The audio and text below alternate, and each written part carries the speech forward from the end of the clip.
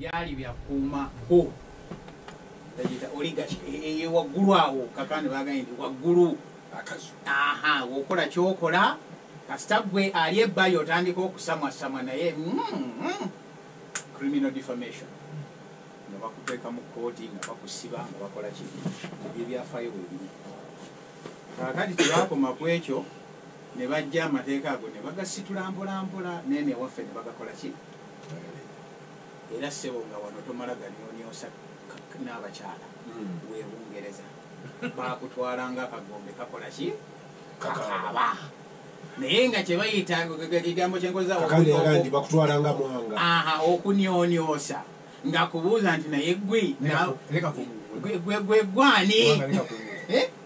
gwe gwani anfuga wano muki mu ggwanga naye nga amateeka gateekeddwawo nti saagala kunjogerako ku byange naye Abangereza bo ebbanga bwe lise liyitawo bajja nga bakubaganya ebirowoozo naye embeera ne bagenda nga bagivaamu paka bwe batuuse ne baga nti n'obwakabaka tebubeera mu byabufuzi bwebeera awo nga n'abakyala waffe ffeeno twekuba ebisooto byaffe bamuwanga n'abalala bwe tudde eno ewaffe lino etteeka lyennyini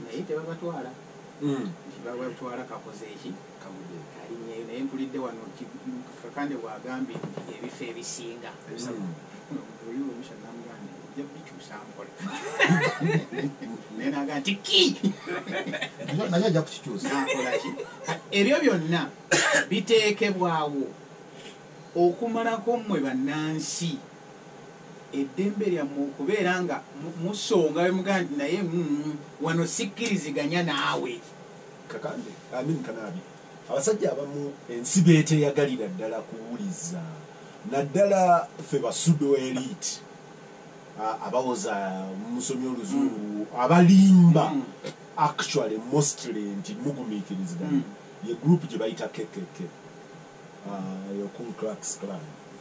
They are white, they are extremists, and they believe in white supremacists. The bananyini company emu etambuza emigugu mu nsi yonna emu kuzisingira ddala obunene. Naye bwe nfuna omukisa okugenda okwogera nabo gye twakyala ekisooka nti abasajja mu butali kujereka aga nti negwe newamu evaayo abagezi nga boogera naffe, but that's their cultural world view. It's called their world view. Nti ensi yaabwe abaganda bagambanga nti ensi okuva ebule n'ebwenya ng'ensi eweddeyo. That was our world view. Kati nzija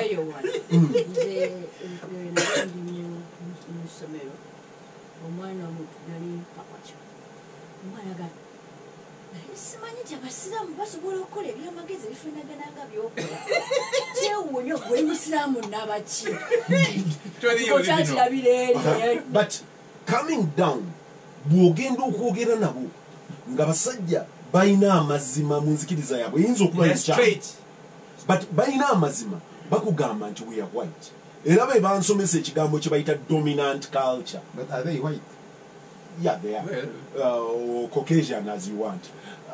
Ng'akugamba nti walina okubaawo dominant culture. Ye ng'aga nti wano ewaffe nti tukuze ebimu biri very offensive eri Aisha Muwanga ne Kanaabi. Ng'aga nti wano twalina ensiko n'ensiko z'embizi z'omu nsiko. Part of our culture kwali kutereka nnyama eyo n'okugisala n'okugikola otya n'okugikola otya gwe bw'ojja n'otugamba nti ne mu katale tetusobola giteekayo olwa nti gwe buli kimu ekyaffe okituggyako oyagala tufaanane nga they are stated mu grounded yaabwe. Sometimes tugiyita illiteracy ng'aga nti bo bino bye tukkiririzaamu era bye twagala America etukolere. America etetukolera ebyo esigale gy'eyo. Kati ffe wano ewaffe, yes, wano ewaffe obukuusa bwe tulina deception is omusajja omuhima tayagala kugamba nti bino ne bino ne bino ne bino mbikkiririzaamu. Naye bw'ogenda ewa jjajjange olwaleero nina olugero wano lwenkozesa mu ngeri ya bulijjo aga nti kikafuwe ekigwe bunyolo yamanyi nti ekibi kye kirina kugwa Buganda. He is 96 years. He will tell you chikafuwe chigwewa chigwe bunyoro. Bwaga nti He is a victim of hate. chirumira mpiripi. Not straight. No, Yes. but no, He he's is a victim. open. He's a So victim. Transparent. we need to Then when you are deconstruct deceptive. Uganda. The deceit. We need to deconstruct Uganda. Tutuule nayo. Buli omu aleete chip ye tubuuze. Does it fit? Is it a jigsaw? Or do we need to scatter it? Kibazo ndowooza ebyo byonna byogera mu buli kitundu mwebiri. Gwe wennyini oli musajja Muganda. Era nkakasa Abaganda baba balina bwe baatudde. Era ebyo bibaayo. Gwani ne bw'oba ogenda kuwasa wa Mwana wani. Sooka otubuulire jjajjaawe yaani biki bonna bagezaako kukola ki kuvaawa ekyekinga mu Bangereza boddayo era nawo ndowooza badde baga nti ova sayidi ki mu Scottish oba oli mu English ddala mubadde mwogera omusajja yaŋŋamba omusajja mukonjo yajja wano e Makerere n'asoma literature we bulungi ne English bamuweereza foto agende asomesa Oluzungu ali mu senior 2 asomesa omwana n'abuuza banne nga yeye tamanyi nti tica amanyi Olutoolo n'agamba mwami Balukono mukonjo oba mutoolo Kyagaluku gwe nasoma naye. ne bamugamba nti omusajja mukonjo kakonjo boogera Oluzungu nebaluyigira wa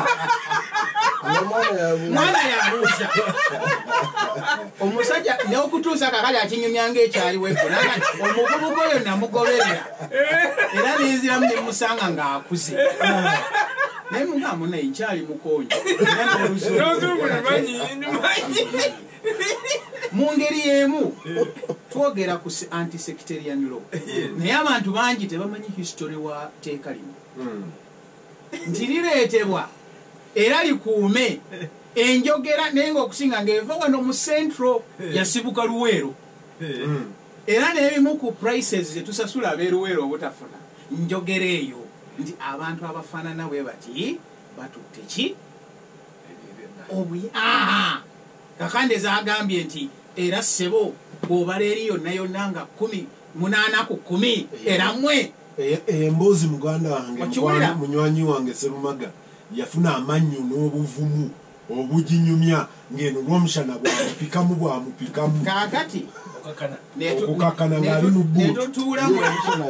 netutuula mu NRC Olw'omushana tebamutwala mu bbuutu ye.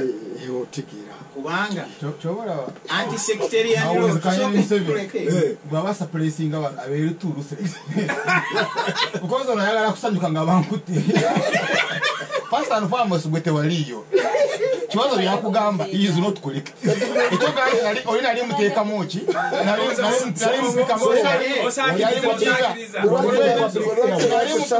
nali mupikamu yali mujinga tebanteeka mu butu because yali nfunda ebyo bibaddewo abantu beerabira nti wakati wa 7 mu 1 ne 7 mu 3 waliwo amawanga naga gasasula omuwendo ogwa waggulu ennyo 7 mu 9 8 ne wabaawo amalala era nago gasasula omuwendo muti lwa nsonga